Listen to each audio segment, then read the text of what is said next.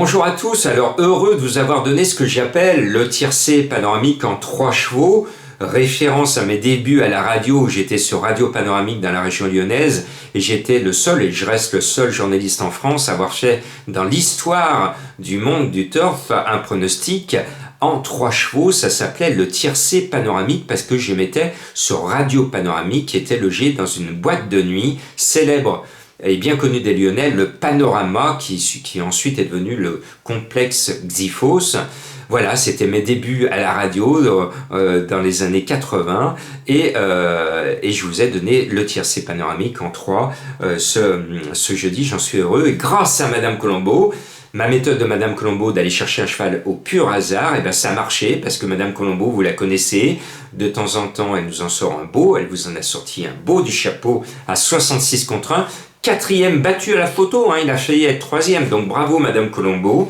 Donc maintenant, alors là je tire la sonnette d'alarme, indice de confiance 0, 0, 0, 0, 0, 0, tous les signaux sont en alerte, tout est en alerte, Black Friday, Black Friday.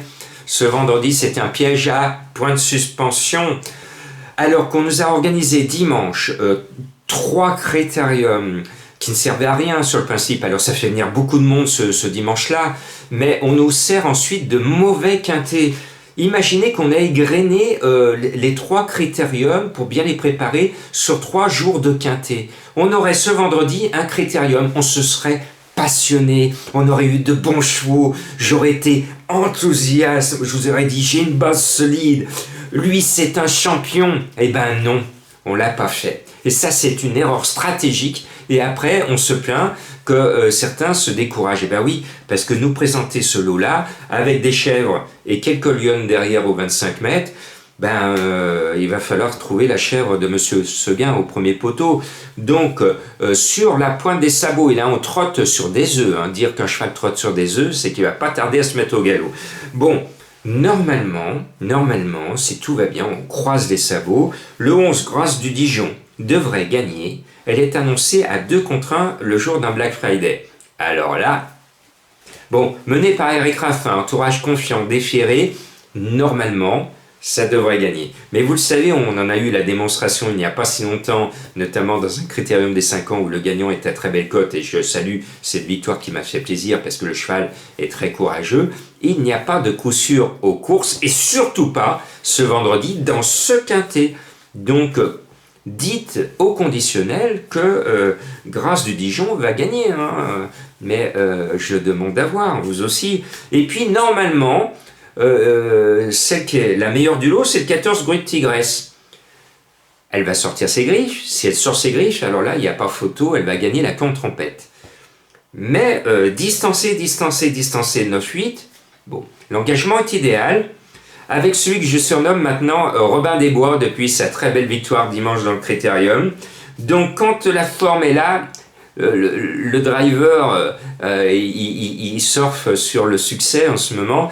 Donc quand on est en réussite, la réussite appelle la réussite. Donc j'espère que Robin des Bois va ressortir du bois et nous faire gagner des sous avec Gruy de Tigresse, à condition qu'elle reste sage, mais rien n'est certain. Et puis, je vous en rajoute une louche, parce que là, il y a une petite bombe au départ que j'aime bien, c'est le 12 Gagnante Méloise. Je suis un fan de Béloche. Mais le cheval, distancé. Ça fait 3 fois qu'en partant, le cheval laisse l'argent de ses preneurs sur la piste tout de suite.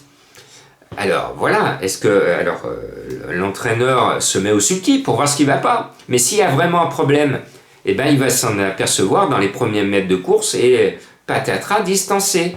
Voilà, s'il y a un problème. S'il n'y a pas de problème, Gagnante Méloise va gagner. Parce que j'adore l'entraîneur et le driver. Voilà, vous voyez que c'est très compliqué. Donc après, il faut aller piocher dans les chèvres du premier poteau. Donc moi, je mets le 5 Galia Soto sur sa forme actuelle. Je mets Gloire de Fleury, le numéro 3, qui avance doucement comme une chèvre, mais avec un certain courage. Donc je me dis, pourquoi pas. Je mets Girl of Fleur, le 9, parce que c'est une bijon et c'est une jeune de 6 ans qui trouve un bon engagement, mais qui est qu'une fois dans les 3 en 10 courses. Donc ça fait qu'une fois qu'elle a payé ses preneurs en 10 sorties publiques. C'est un peu léger. Et puis, je termine en ne jouant pas le cheval, mais en jouant le driver. Et je vous entends, il y en a qui disent il a mis Nivard. Ben non, j'ai pas mis Nivard. J'ai mis le bourgeois sur le 4 gauloise d'Orsi, qui peut, à mon sens, surprendre. Mais là, sur ce numéro 4, je joue parce que c'est le bourgeois qui va être attelé et gauloise qui va être derrière sur le sulky, qui va dire à Johan, allez, pousse à fond, pousse à fond. Là, c'est juste pour vous démontrer que des fois, il faut jouer le driver. C'est un très bon driver. Et donc là, c'est pour vous dire que là, je joue la qualité du driver et non pas la qualité du cheval, parce que le cheval, on peut pas dire que ce soit un crack. Donc vous m'avez très bien compris. Donc après, pour ceux qui sont surpris que je ne mette pas Franck Nivard, eh bien... Franck Nivard, son cheval, il n'a pas cessé de le courir à réclamer l'année dernière.